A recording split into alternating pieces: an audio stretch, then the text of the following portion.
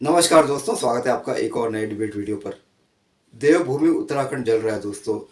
मसला ये हो गया है कि शांति दूतों ने वहाँ पर मजार बनाए रखे हैं और ईदगाह बना रखी है अवैध जमीन कब्जा कर, और उत्तराखंड सरकार ने कोर्ट के आदेश से उसे ढा दिया बुलडोजर से, और शांति दूत निकल पड़े अपनी शांति का प्रदर्शन करने। और इसी प्रदर्शन करते हुए उन्होंने कई पुलिस वालों को जख्मी कर दिया और कई वाहनों को आग लगा दिया, सरकारी संपत्ति का घनघोर नुकसान किया। तो दोस्तों इसी पर डिबेट है।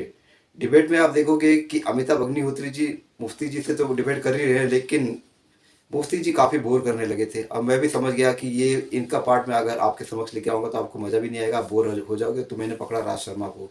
इस डिबेट में आप देखोगे कि तौकीर रजा जो बरेली के मौलाना है, अमिताभ अग्निहोत्री जी ने उनके संबंधित में कुछ कहा, और कलकत्ता में जो बैठे हैं एक मौलाना, उनके संबंध में भी कहा।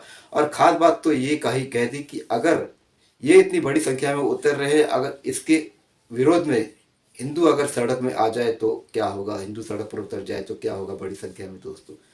तो इस डिबेट में आपको बहुत मजा आएगा। मैं मिलता हूँ आपसे डिबेट के लास्ट में। फिलहाल ये डिबेट शुरू करते हैं दोस्तों, लेट्स स्टार्ट। तो करना, ये भी परेशान हो गए, हम भी परेशान हो गए, करो फिर। मौलाना मुफ्ती साहब, आपसे बात शुरू करूंगा। किसी कप्तान ने यह फैसला नहीं कर दिया कि भाई ये बिल्डिंग पसंद नहीं, इसको गिरा दो। सरकार ने फैसला नहीं किया, हाई कोर्ट का फैसला। जनवरी में सुनवाई हुई, नोटिस गया, जो कानूनी प्रक्रिया सब हुआ है। अचानक तो कोई गया नहीं था वहां। ऐसी स्थिति कर दी लगा कि पाकिस्तान से युद्ध हो रहा हो।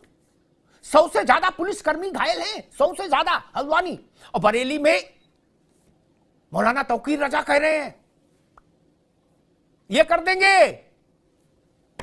हजारों लोगों को सड़क पर उतार रहे हैं। ये चिनगारी का खेल क्यों खेला जा रहा है मुफ्ती साहब? देखिए, हल्द्वानी के अंदर जो कुछ हो रहा है या जो कुछ हुआ है जी, उसकी जितनी भी निंदा की जाए वो कम है। मगर मैं ये आपसे कहना चाह रहा हूं कि 2566 हेक्टेयर जमीन पर, वन भूमि पर और बहुत सारे एग्रीकल्चर लैंड पर भी उत्तराखंड में लोगों ने कब्जा किया है। उसको छुड़ाने के लिए सरकार ने क्या किया, वो तो सरकार को व्हाइट पेपर जारी करने की जरूरत है। मगर जब अवैध कब्जा हो रहे थे तो लोग क्या कर रहे थे? अवैध कब्जा जिन लोगों ने होने दिया उसका जिम्मेदार कौन है? मस्जिद गिराई गई या मजार इलीगल था, इलीगल था, नोटिस हुआ। मैं कहता हूं कि सरकार को वहां के जिम्मेदारों से, धर्मगुरु से, मौलानाओं से बात करके इसकी समस्या का समाधान निकालना चाहिए। अचानक पहुंच गए और नहीं मुफ्ती साहब, एक मिनट रुकूंगा। नहीं, ये दो, इस बात से मैं थोड़ा बहुत अदब से नाइत्तफाकी रखूंगा। अव्वल तो ये दुरुस्त तो अचानक नहीं पहुंचे ना। मौलाना जानते थे, एक मिनट जाइए, जो भी उस मदरसे को चला रहे थे वो मैनेजर और मौलाना सब जानते थे। और दूसरी बात, जब हाई कोर्ट में मस्जिद की कमेटी और मदरसा की कमेटी गई, उनकी बात खारिज कर दी। हाई कोर्ट ने कहा नहीं, अतिक्रमण हटेगा फाइनल। तो उनको समझ नहीं आता कि हटेगा, फिर भी मूंछों में चमेली का तेल लगा घूम रहे थे। उन्हें कैसे देखेंगे, कैसे हटाएंगे? क्यों? क्योंकि हमारी तो तैयारी है, बोतल में डीजल भरेंगे, पेट्रोल भरेंगे और फेंकेंगे। नहीं, ठीक है, आप अपनी जगह सही है सर, आप अपनी बात कह रहे हैं, मैं भी अपनी बात कह रहा हूँ। मगर मेरा मानना था कि वहां के जिम्मेदारों से बैठ करके बात करके रास्ता निकालना चाहिए था। मामला अदालत का था, अगर बिल्डोजर चल रहा तो हमें सुप्रीम कोर्ट जाना चाहिए और आगे जाना चाहिए। और मगर इस तरह से कानून को अपने हाथ में लेकर के खिलवाड़ करने की इजाजत नहीं दी जानी चाहिए, एक बात। दूसरी चीज क्या है कि सैकड़ों एकड़ वन भूमि पर कब्जा है। क्या सरकार इतनी ईमानदारी से कब्जा छुड़वाएगी जितनी ईमानदारी से यहाँ पहुंच गई है? एक बात करके खत्म करता हूँ। तौकीर रजा का काम है भड़काना, मगर मैं समझता हूँ कि यूपी की सरकार कहां सोई है कि तौकीर रजा भड़का रहे और आप कोई कार्रवाई नहीं कर रहे। तो हल्द्वानी की जनता से और खास करके मैं मुसलमानों से अपील करता हूं कि भड़को मत। मामला सब जुडिशियल। आपको लगता है कि हमारे घरों को या हमारी जमीन को, हमारी मस्जिद को, मजार को हटा दिया गया तो आप सुप्रीम कोर्ट जाइए, मगर कानून को अपने हाथ में मत लीजिए और अपना नुकसान मत करिए। ठीक, मुफ्ती साहब, हाई कोर्ट के आदेश पर मस्जिद हटाई गई, नमाज घर हटाया गया और वो मदरसा हटाया जा रहा था। ठीक, आपको ऐतराज है, आप सुप्रीम कोर्ट जाओ, सुप्रीम कोर्ट से भी बात नहीं, आपका मन भरे इंटरनेशनल कोर्ट जाओ। कि पेट्रोल पंप फेंकोगे? ये नहीं चलेगा ना। 100 पुलिस वाले घायल हुए, 200 से ज्यादा वाहन फूंक दिए। सीरिया बनाना चाहते हैं हल्द्वानी को। हमको कोई चीज शासन की नापसंद होगी तो हम अदालत जाएंगी ना, कि हम अपनी छत पर खड़े होकर पेट्रोल पंप फेंकने लगेंगे? ये स्वीकार नहीं हो सकता ना। राज शर्मा जी, ये जो हल्द्वानी से लेके बरेली तक एक डिजाइन दिख रही है जिसके छींटे कलकत्ता तक जा रहे हैं, क्या कि ज्ञान वापी में पूजा बंद करो नहीं तो हम सड़क पे उतरेंगे। तौकीर रजा से लेके कलकत्ता वाले मौलाना तक कह रहे भाई ज्ञान वापी में पूजा उनके कहने से शुरू हुई है, उनकी कृपा से। ये कौन लोग हैं जो उत्पात फैलाना चाहते हैं देश में? ज्ञान वापी पे पूजा कौन माइकल बंद करा देगा? रूल ऑफ लॉ है, संविधान का शासन है, कानून का शासन है भाई साहब। जमायत इस्लामी का शासन है क्या राज शर्मा जी? नहीं, कोई नहीं करा सकता। कोई भी ज्ञान वापी हो या राम मंदिर में हो, कोई पूजा कराने का, किसी को बंद कराने का अधिकार नहीं है। अभी आप ही कह रहे थे, मैं आपके संबोधन में सुन रहा था, ना जाने बरेली को, हल्द्वानी को किसकी नजर लग गई। सवाल यहां किसकी नजर नहीं, किसने नजर लगा दी, यह देखने का काम सरकार को। मैं नहीं कहता कि वहां पे इंक्रोचमेंट था, अगर वहां हाई कोर्ट के थे वो हटना चाहिए था, लेकिन प्रशासन का काम होता है, प्रशासन एक नजर से सबको देखे। और जैसे कि अभी मौलवी साहब कह रहे थे, उनकी एक बात से मैं इत्तेफाक जरूर रखूंगा कि वहां के मौजूद लोगों को फेथ में ले लेते, जो अच्छे अफसर होते हैं। मैं बरेली को बहुत अच्छी तरह जानता हूं भाई, मतलब बरेली की जड़ पे घुसा हुआ व्यक्ति हूं मैं। बरेली की जो कोतवाली है, जहां आला हजरत आता है, वहां पे अगर इंस्पेक्टर भेजा जाता है तो मैंने देखा इंस्पेक्टर बार बार, एक दो इंस्पेक्टर ऐसे रिपीट करते थे, क्योंकि वो सबसे संबंध बनाते थे और कोई भी हंगामा होने नहीं देते थे, क्योंकि कहते हैं आंखों की शर्म होती है। वो सबको आला हजरत के जितने, उन्हें पता था कौन खुरापात कर सकता है, कौन नहीं करता था, उसी को वो करते में हाथ डाल के चलते थे। मगर ये काम हल्द्वानी में नहीं हुआ। हल्द्वानी में ये काम अगर होता और प्रशासनक अगर जरसा मुस्तैदी से काम करता, ये नहीं होता। कोई भी एनक्रोचमेंट हटाने का विरोध नहीं कर रहा। और इसको गलत मैं मनोज पंडित जी के पास चलूं, उससे पहले एक बात कहूं, जो बात हमारे दोस्त मुफ्ती साहब ने भी कहा और जिसको डिटो किया कर रहे हैं राज बाबू। मैं इस थ्योरी के साथ कभी नहीं खड़ा हुआ। मुफ्ती साहब, एक चोर पकड़ा गया क्या, उसका पर्चा कट गया, वो थानेदार से बहस कर रहा है, बीड़ी मुंह में लगा के करा पूरे हिंदुस्तान भर के चोर पहले पकड़ के लाओ, एक नजर से सबको देखो, तब हमारा पर्चा काटो। तो उसके कान के नीचे 2 मारना चाहिए तत्काल के नहीं? बाकी पकड़ेंगे लेकिन तुमको कैसे छोड़ देंगे? जिसका अतिक्रमण कोर्ट ने कहा हटाओ, उसका तो पहले हटाएं, फिर हम ये कहेंगे भी पूरे उत्तराखंड के पैमाइश करो तब हमारा गिराना। फिर कोई आगे आ जाएगा, वो कहेगा पूरे भारत का पैमाइश करो, और उससे भी अब आगे का आदमी आ गया, वो कहेगा पूरे विश्व की पैमाइश करो। इसका कोई अंत नहीं है। आपकी इमारत अवैध पाई गई अदालत में, बात खत्म हो गई, हटेगी। सुनवाई हुई, आप शामिल हुए, नोटिस हुआ, आप शामिल हुए, आज आपको इतराज हो रहा है, क्यों नहीं? और मैं उस किस्से में नहीं जाना चाहता मनोज पंडित जी, 1 मिनट लूंगा। मुफ्ती साहब तो बहुत तालिम है, सब चीजों को जानते हैं, फिर भी एक किस्सा सुना दूं। औरंगजेब के समय में मुफ्ती साहब, औरंगजेब गया एक बार जामा मस्जिद, तो उसी के आसपास कहीं एक कोई सज्जन बैठे थे चादर बिछा के, और कह रहे थे कि ये मजार है यहां फकीर घोड़े शाह की, क्या?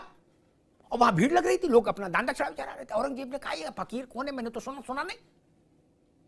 मुफ्ती साहब, उन्होंने कहा कि भाई इसकी तफ्तीश कराओ, क्या? उनको पकड़वाया और उसका वो करवाया उत्खनन, तो पता लगा घोड़ा दफन था वहां, उन्होंने उसी को मजार में कन्वर्ट कर दिया। माल आने दो, फकीर घोड़े शाह की दरगाह, क्या? औरंगजेब ने उनके कान के नीचे 2 लगाए, बोले बवाल बंद करो, हटाओ इनको। कब्जा नहीं होना चाहिए, क्यों होना चाहिए भाई? फकीर घोड़े शाह कहीं बना दोगे, ये ठीक नहीं भाई ना।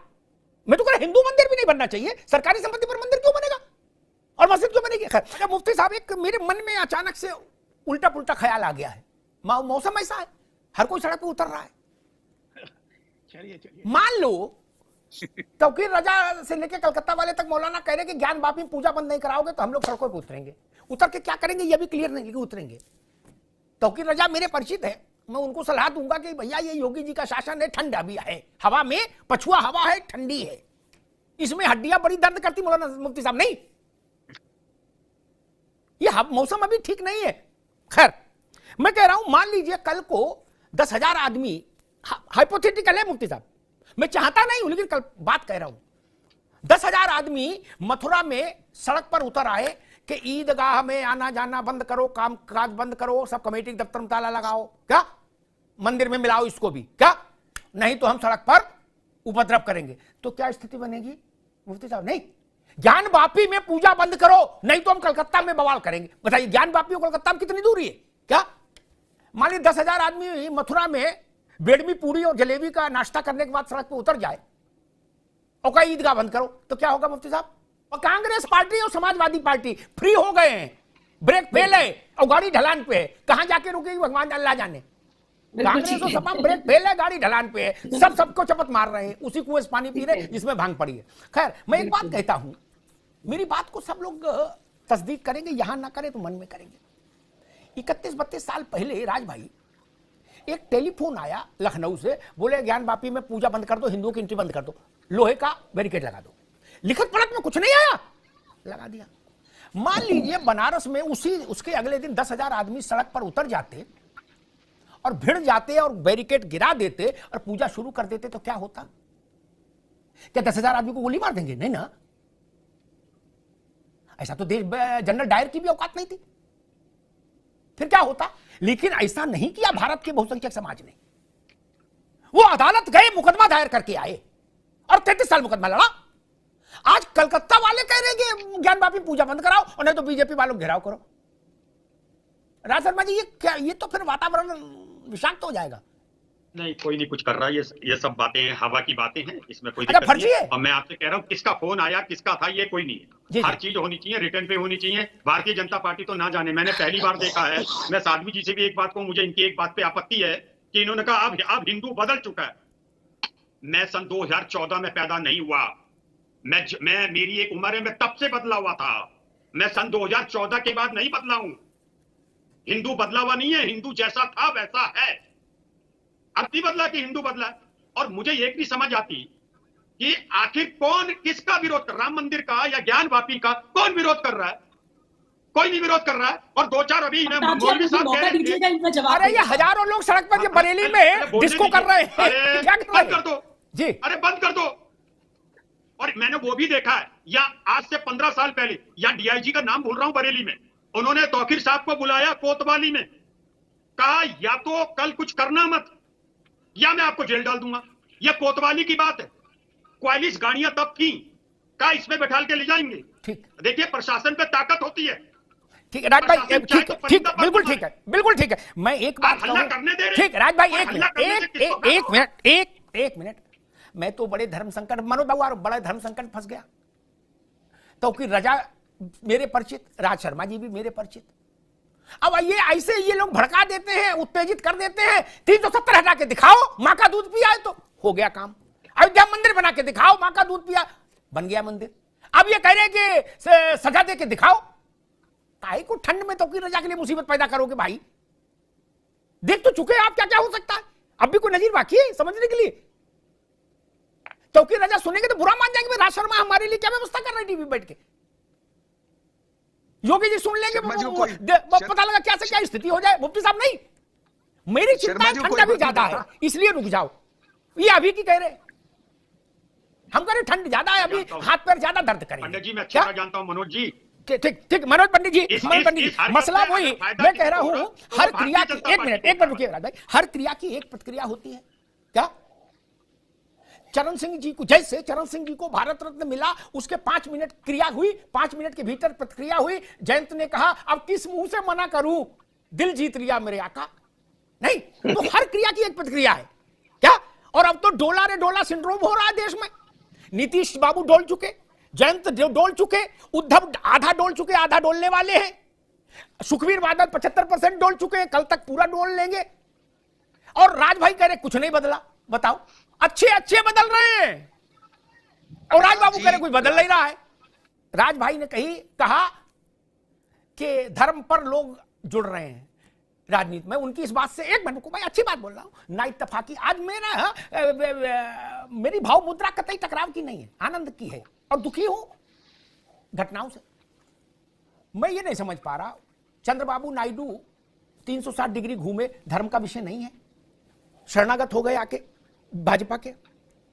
ठीक, उद्धव आधा घूम चुके हैं, आधा बाकी है, धर्म तो नहीं है वहां। नीतीश बाबू धर्म से तो नहीं आए, वो पुजारी तो है नहीं किसी मंदिर में। क्या अच्छे घूम रहे हैं, और जो पूरा नहीं घूम रहा वो घूमने की तैयारी में है भैया। अभी तो वैलेंटाइन डे दूर है और राजनीतिक वैलेंटाइन चालू है। ये तो देखो, ऐसा सियासी वैलेंटाइन कभी भारत में नहीं देखा।